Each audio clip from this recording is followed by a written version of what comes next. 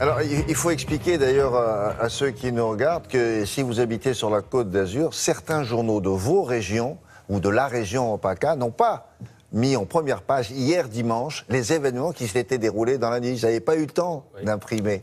Et donc vous aviez une actualité qui était assez heureuse. Aujourd'hui, maintenant, oui. Ah, là, ils y sont ce matin. Et d'ailleurs, on mesure l'importance de l'événement et sa charge émotionnelle au nombre de unes de journaux qu'ils collectionnent, parce qu'il y a évidemment les journaux de la région de Nice, mais il y a aussi tous les journaux français. Ce matin, vous allez voir, il n'y a pas que Nice Matin qui titre sur les inondations sur la Côte d'Azur. Désastre, déluge, meurtrier, une côte abasourdie, chaos, apocalypse, désolation. Le choix des mots révèle une stupeur à laquelle immanquablement va succéder un torrent de questions dont la première figure à la une de l'humanité. Pourquoi tant de morts? Pourquoi 2 heures de pluie ont pu suffire à tuer une vingtaine de personnes? Pour l'humanité, cette catastrophe interroge les dispositifs d'alerte ainsi que l'aménagement urbain. L'urbanisation de la zone aurait joué comme facteur aggravant, largement bétonné, donc imperméabilisé.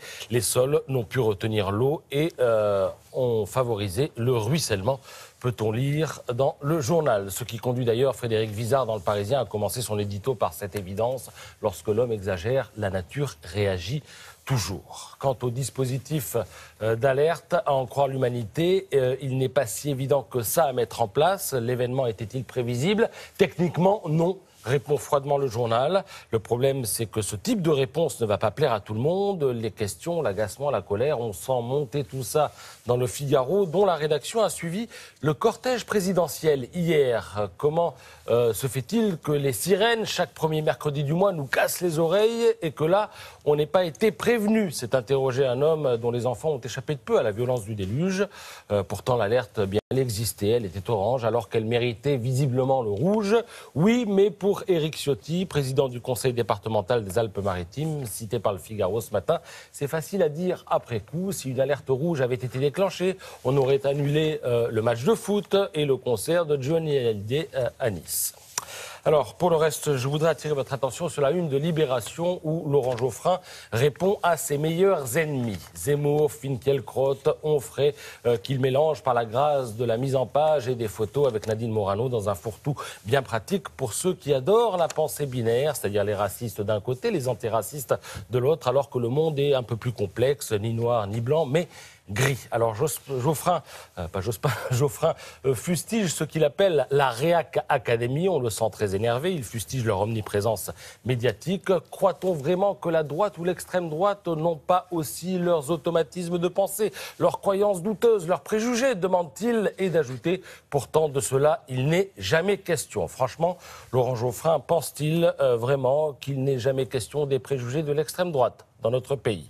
Deuxième passage, Geoffrin en veut à Onfray et consorts qu'il accuse de stigmatiser l'emprise de l'islam. Il écrit « Les ouvriers de culture musulmane, les employés, les fonctionnaires, les policiers, les soldats qui vivent leur vie dans la République, dont ils épousent visiblement les idéaux parce qu'ils y croient et parce qu'ils les protègent, serait-il une minorité dangereuse, une cinquième colonne, volontairement ou non? Les intellos réac ne cessent de le sous-entendre.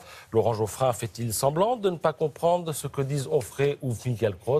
Ont-ils stigmatisé l'islam ou tout simplement ceux qui ne respectent pas les principes républicains au nom d'un islam radical? Et puis heureusement, Laurent Geoffrin fait parfois une sorte de mea culpa. C'est entendu, écrit-il, la gauche a eu grand tort il y a 20 ans de sous-estimer l'insécurité, de croire que l'immigration ne poserait aucun problème et que l'Europe libérale serait une protection contre les effets de la mondialisation.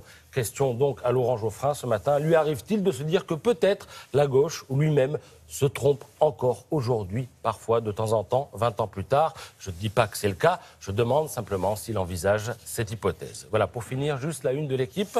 Elle aussi est un peu trompeuse. Certes, il a gagné, certes, il a marqué 2 buts, mais qu'est-ce qu'il a mal joué? Vous avez dit ça aux intéressés? Oui, ils sont consternés. Seul le résultat compte, c'est ça qu'ils vont dire. Merci beaucoup.